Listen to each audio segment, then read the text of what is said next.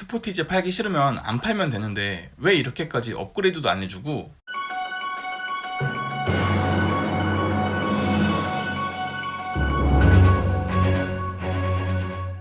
안녕하세요, 가격표 번역기 차파보입니다. 오늘 번역해드릴 가격표는 기아 2020년형 더 볼드 스포티지입니다. 1부에서는 등급별 장단점에 대해 말씀드리겠습니다. 그 전에 1.6 디젤에 대해 먼저 설명드리겠습니다. 1.6 디젤은 2.0 디젤 대비 49만원 싸고요. 8단 자동 변속기가 7단 DCT 변속기로 바뀝니다. 2.0 가솔린의 경우 가격은 295만원 싸고요. 8단 자동 변속기가 6단 자동 변속기로 바뀝니다. 대신 더 안 좋은 점도 있는데요. 디커 스티어링과 패들 시프트, 알로이 페달은 돈 주고도 넣을 수가 없는 것이 바로 2.0 가솔린입니다. 이 점 참고해주세요. 그럼 시작하겠습니다. 트렌디 트림입니다. 2,430만원이고요. 장점 먼저 설명드리겠습니다. 유로6를 대응하는 엔진으로 업그레이드 되면서 요소수가 들어가게 되었습니다. 좀 귀찮긴 하지만 환경을 위한 거니까 장점으로 보고요. 이제 현대 기아차 2.0 엔진 차량에는 8단 자동 변속기가 기본으로 들어갑니다. 다단 변속기가 연비에서도 좋고 가속감에서도 더 뛰어나니 잘된 일입니다. 변속기 내구성에 대한 이슈가 있을 수는 있지만 아직까지 확인된 것도 없으니 일단 좋은 건 좋은 걸로 보자고요. 요즘 현대차 추세가 전방 충돌 보조와 차로 이탈 보조 정도는 기본 트림부터 장착됩니다. 참 올바른 현상이죠. 전방 충돌 방지 보조와 차로 이탈 방지 보조는 룸미러 앞쪽에 있는 카메라 모듈로 작동하는 지능형 안전 기술인데요. 전방 충돌 방지의 경우 운전자가 앞차의 급정거를 알아채지 못할 때 계기판과 소리로 운전자에게 급정거 신호를 줍니다. 그런데 운전자가 브레이크를 안 밟는다? 그럼 차가 알아서 브레이크를 밟습니다. 아주 강하게요. 차로 이탈 보조 역시 운전자의 주의 산만으로 인해 차선을 넘어갈 경우 차가 알아서 차선 안으로 밀어주는 기능입니다. 시속 60km 이상이 넘어가면 계기판의 차로 이탈 방지 보조 아이콘이 초록색으로 변하면서 작동합니다. 차로 이탈 방지 보조가 운전할 때 좋은 이유는 고속도로에서 주행시 코너가 나온다 싶으면 차가 알아서 핸들을 살살 돌려주니까 손에 힘을 덜 줘도 되고 참 편하더라고요. 그렇다고 스마트 크루즈 컨트롤이 달린 차량들처럼 차선의 가운데를 정확하게 유지하고 달리는 기술은 아니니까 운전에는 집중해야겠죠? 하이빔 보조 기능의 경우 주행 환경에 맞춰 자동으로 하이빔을 켜주는 기능입니다. 가로등이 없는 어두운 국도를 운행할 때 유용한 기능인데요. 하이빔을 켜서 다른 운전자에게 피해가 가지 않을까 걱정하시는 분도 계시겠지만 실제 사용해보면 반대편에 차가 있는 경우나 가로등이 있는 경우 전방에 빛이 좀 있다 싶으면 바로 꺼집니다. 매우 보수적으로 하이빔을 켜도록 세팅되어 있다는 거죠. 그러니까 걱정 없이 하이빔 오토로 켜고 다니셔도 됩니다.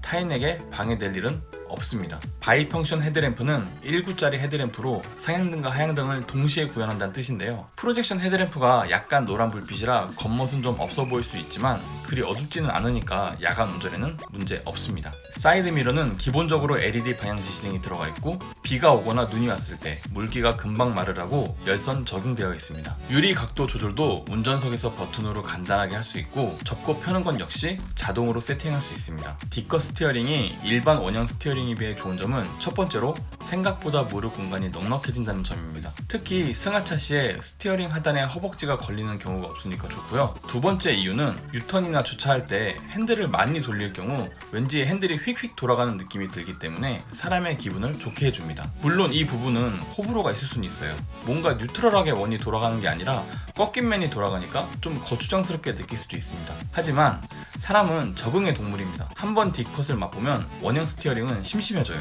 재미가 없죠. 그래서 D컷 스티어링이 스포티를 표방하는 차에는 꼭 들어가게 돼 있습니다. 스마트키의 경우 여성분들에게 특히 편리한 옵션인데요. 여성분들의 경우 차키를 주머니보단 가방에 넣고 다니시는 편이시잖아요. 일반 폴딩 타입키라면 차문 열 때마다 일일이 꺼내줘야 되지만 스마트키라면 그냥 가방만 들고 있는 상태에서 차문을 열고 시동을 걸면 되니까 편합니다. 외출 시에 스마트키 들어있는 가방 찾는 게 일이지 가방에서 차키 찾는 건 이제 일이 아닙니다. 버튼 시동 스마트키가 있으니까요. 트렌디 트림 단점입니다. 단점을 먼저 이야기하기 전에 가격에 대해 먼저 얘기해 볼 건데요. 트렌디 트림은 작년에 비해 15만원 올랐습니다. 추가된 건 스마트키 뿐이에요. 뭐 여기까진 그러려니 합시다. 솔직히 작년에는 스마트키 넣으려면 167만원짜리 유보팩을 꼭 넣어야 했습니다. 차라리 그렇게 끼워 파는 것보다 스마트키를 기본적으로 넣어주고 15만원만 오른 게 낫죠. 하지만 데이라이트가 노란 전구로 불이 들어오기 때문에 좀 멋이 없습니다. 오르간 타입의 페달에 알로이 재질이 들어간 건 환영할 만한 일입니다. 하지만 파킹 브레이크는 풋파킹 브레이크예요. 발로 눌러서 사용해야 하는 파킹 브레이크인데 핸드 브레이크가 아닌 건 다행이라고 생각할 수 있지만 전자식이 아닌 점은 좀 아쉽습니다. 에어컨은 수동 에어컨입니다. 에어컨이 한번 온도 설정하면 건드릴 일이 없을 거라 생각하시겠지만 사실 운전해보면 그렇지 않습니다. 오토 에어컨이라면 그냥 온도만 건들면 알아서 풍량까지 조절이 되니까 편한데 수동 에어컨은 추울 땐 추운 대로 더우면 더운 대로 온도도 만지고 풍량도 건드려야 하기 때문에 귀찮습니다. 마지막으로 열선 시트가 없는 점이 좀 아쉽습니다. 프레스티지 트림입니다. 2,637만원이고요. 트렌디 대비 207만원 올랐습니다. 작년에 비해 40만원 올랐지만 대신 넣어준 게 전자식 룸미러, 하이패스, 동승석 워크인 디바이스, 앞좌석 전동 시트입니다. 이 정도 옵션 넣어주고 이 정도 가격 상승이면 괜찮다고 봅니다. 전자식 하이패스가 옵션가로 25만원 정도 하니까 나머지는 15만원에 넣어준 셈이죠. 이제 장점 하나하나 살펴보겠습니다. 트렌디에서 열선 시트 안 넣어줘서 뭐라고 하려고 했더니 프레스티지에선 열선 시트를 1열뿐만 아니라 2열까지 넣어줍니다. 거기에 무더운 여름엔 엉덩이와 등에 땀 차지 말라고 통풍 시트도 넣어주고요. 운전석 전동식 허리 지지대의 경우 이게 있고 없고에 따라 장거리 운전 시 허리가 아프냐 아프지 않냐가 갈릴 정도로 중요한 옵션입니다. 특히 장거리 운전 시 허리가 자주 쑤시는 분은 허리 지지대의 유무를 꼭 확인하셔야 하는데요. 시트가 요추 부분만 잘 받쳐줘도 허리 쑤실 일은 많이 줄어듭니다. 스티어링에 가죽이 둘러지면서 열선 기능도 추가됩니다. 열선 스티어링이 겨울엔 정말 꿀 기능이죠. 특히 손이 차가워서 겨울에 고생하시는 분들은 아침마다 꽁꽁 얼어붙는 핸들 잡는 거 정말 고역입니다. 겨울에 차갑게 얼어버린 핸들을 맨손으로 잡아보신 분은 아시겠지만 손이 차갑다 못해 아프기까지 합니다. 정말이에요. 하지만 열선 스티어링의 경우 작동하기만 하면 생각보다 빨리 온도가 올라옵니다. 그렇기 때문에 여자친구 손보다 더 꼭 잡게 될 거예요. 또한 열선 스티어링은 이 따뜻함 때문에 두 손으로 핸들을 꼭 잡고 운전하게 됩니다. 그러다 보니 자연스럽게 운전 자세도 아주 올바르게 되겠죠. 2열로 공기를 직접 보내주는 에어벤트는 이 차를 패밀리카로 생각하신다면 반드시 있어야 할 필수 옵션입니다. 만약 2열 에어벤트가 없다면 1열이야 송풍구가 많아서 금방 온도가 안정되지만 뒷좌석의 경우 바람이 바로 오지 않기 때문에 1열보다 늦게 온도가 맞춰집니다. 거기에 1열에만 계속 온도를 맞추기 때문에 차량 내부의 공기가 균일하게 맞춰지지 않아요. 이러면 결국 앞사람은 따뜻하지만 뒷사람은 계속 추운 그런 상태가 유지되는 거죠. 혼자 타는 차라면 상관없겠지만 패밀리카라면 이런 상황 상상하고 싶지 않죠. 하지만 2열 에어벤트가 있다면 이런 문제 전부 다 해결됩니다.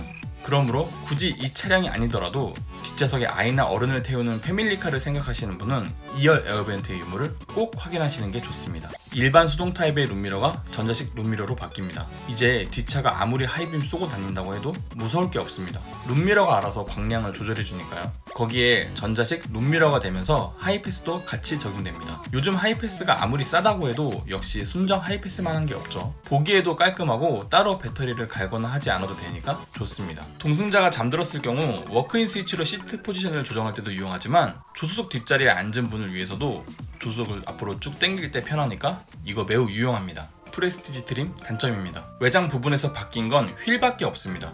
그 외에도 모든 부분이 트렌디와 같아서 아직 깡통티를 벗어나지 못했어요. LED 헤드램프는 둘째치더라도 LED 데이라이트도 없기 때문에 좀 아쉽습니다. 후방 카메라라도 하나 넣어줬으면 좋았을 텐데 이것도 아쉽고요. 마지막으로 전동식 스마트 트렁크는 돈 주고도 넣을 수가 없습니다. 시그니처 트림입니다. 2,965만원이고요. 프레스티지 대비 328만원 올랐습니다. 전방 주차 센서 역시 첫 차로 이 차를 구매하시는 분들에겐 꼭 필요한 옵션인데요. 괜히 돈 아끼겠다고 전방 주차 센서 안 넣었다가 앞범퍼라도 긁힌다고 생각해보세요. 그 돈이 더 나가겠죠. 전방 주차 보조 센서의 경우 주차뿐만 아니라 좁은 골목길 통과 시 매우 유용하게 쓰이는데요. 차폭에 대한 완벽한 감이 없을 경우 전방 주차 센서로 감을 잡으시면 됩니다. 풀 LED 헤드램프의 경우 광량도 광량이지만 시인성에서 확실히 뛰어난데요. 빛이 명확하게 앞으로 나가기 때문에 멀리까지도 밝고요. 색 온도도 프로젝션 같은 노란 빛이 아닌 하얀 빛이기 때문에 LED DRL과 컬러가 맞아서 이쁘기도 합니다. 자기가 밤눈이 좀 어둡다 하시는 분들은 안전을 위해서도 LED 헤드램프를 다시는 게 좋아요. 거기에 좀 못나 보이던 전구 방식의 후미등이 LED 후미등으로 바뀌는데요. 이거 하나만으로도 차량의 뒷면 디자인 느낌이 확 바뀌죠. 스마트 테일게이트는 전동식 트렁크인데요. 전동일 뿐만 아니라 스마트키를 소지한 상태에서 뒤에 서 있으면 알아서 열립니다. 대형마트에 두 손 가득 장을 보러 갔을 때 따로 스마트키를 꺼낼 필요 없이 트렁크가 열리니까 편하겠죠? SUV 트렁크가 너무 높거나 무겁다고 생각하시는 분들은 스마트 테일게이트 꼭 넣으셔야 됩니다. 독립제어 풀 오토 에어컨이 들어왔는데요. 오토 에어컨만 되는 게 아니라 운전석, 조수석 따로 온도 조절이 됩니다. 굳이 운전자와 동승자가 온도 때문에 싸울 필요가 없어요. 조수석 사람이 덥다고 하면은 알아서 온도 내리라고 하면 되고, 춥다고 하면 온도 올리라고 하면 됩니다. 양쪽으로 서로 다른 온도의 바람이 나오니까 각자 쾌적하게 다닐 수 있죠. 유보의 경우 5년 무료 이용이 가능한 기능인데요. 특히 여름이나 겨울에 미리 차량 온도를 설정할 수 있는 부분이 너무 좋습니다. 그리고 또 하나의 꿀 기능은 차량에 미리 목적지를 보낼 수 있다는 점인데요. 이게 실제로 정말 편합니다. 옛날 같으면 차에 타서 내비 켜고 목적지 입력 후에 맞나 안 맞나 확인한 다음 목적지를 설정하고 출발했어야 했습니다. 단계가 매우 많죠. 하지만 유보의 경우 스마트폰으로 미리 검색한 위치를 보내놓고 차량에 탑승하자마자 바로 내비게이션에 미리 보내놓은 목적지가 팝업으로 뜨기 때문에 목적지 설정을 하고 출발하면 됩니다. 차에 타서 목적지 검색을 하지 않아도 된다는 점이 정말 편해요. 시그니처 트림 단점입니다. 작년엔 노블레스와 인텔리전트로 나뉘어서 팔던 것을 시그니처로 통합하였습니다. 작년엔 인텔리전트가 3,038만원이었고요. 올해는 시그니처가 2,965만원입니다. 작년보다 가격을 무려 73만원이나 내렸죠. 19인치 휠 옵션 값 생각하면 사실상 48만원 내린 거나 다름없습니다. 참 대단하지 않나요? 원래는 상품성 개선으로 인한 실질적 가격 인하니 뭐니 하면서 가격을 올리는데 이번엔 가격을 내렸습니다. 기아가 참 기특하구나. 스포티지가 거의 막판이라 상품성 개선해서 싸게 팔려고 그러는구나 라고 생각했습니다. 그런데 그럴 리가 없죠. 자동차 회사는 바보가 아닙니다. 자세히 살펴보니 상품성 저하로 인한 실질적인 가격 인상이었습니다. 작년 인텔리전트에 있던 에어로 와이퍼, 도어 센터 인조 가죽 감싸기, 크롬 인사이드 도어 핸들, 전자식 파킹 브레이크 다 빠져 있습니다. 특히 이 파킹 브레이크가 빠져버린 게 너무 아쉬운데요. 왜냐하면 시내 운전 시 오토홀드가 정말 유용하거든요. 시내 운전 시 스마트 크루즈 컨트롤 없이 운전하는 건 별 지장이 없지만 오토홀드 없이 운전하는 건 잦은 정차 시에 다리를 쉬게 해줄 수 없으니까 매우 불편합니다. 작년엔 드라이브 와이즈 넣지 않아도 됐었는데 올해부터는 113만원짜리 드라이브 와이즈를 넣어야만 전자식 파킹 브레이크가 들어옵니다.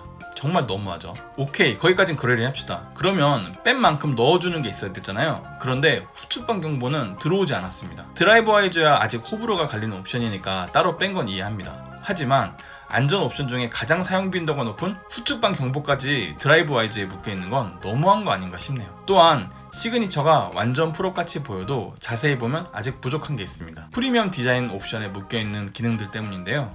뭐 다른 건 그리려니 해도 슈퍼비전 클러스터를 프리미엄 디자인 옵션에 묶어놓은 건 너무한 것 같습니다. HUD가 없는 차에 계기판이라도 이쁘게 하고 싶은데 이거 넣으려면 무조건 시그니처를 와야 돼요. 그렇다고 시그니처에 프리미엄 디자인 옵션이 싸긴 한가요? 아니죠. 무려 113만원이나 하죠. 마지막으로 스포티지는 그 어떤 등급에서도 부부가 운전하기 위한 메모리 시트를 적용할 수 없습니다. 아니, 동승석 워크인 디바이스 넣을 노력으로 메모리 시트도 좀 같이 넣어주지 이거 왜 안 넣어주었을까요? 메모리 시트가 되지 않기 때문에 당연히 이지 액세스 기능도 작동하지 않습니다. 이런 거 보면 참 알 수가 없습니다.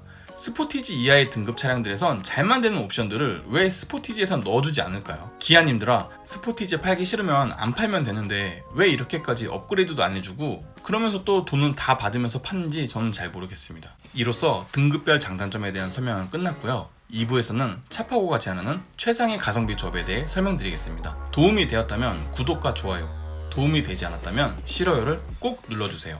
감사합니다.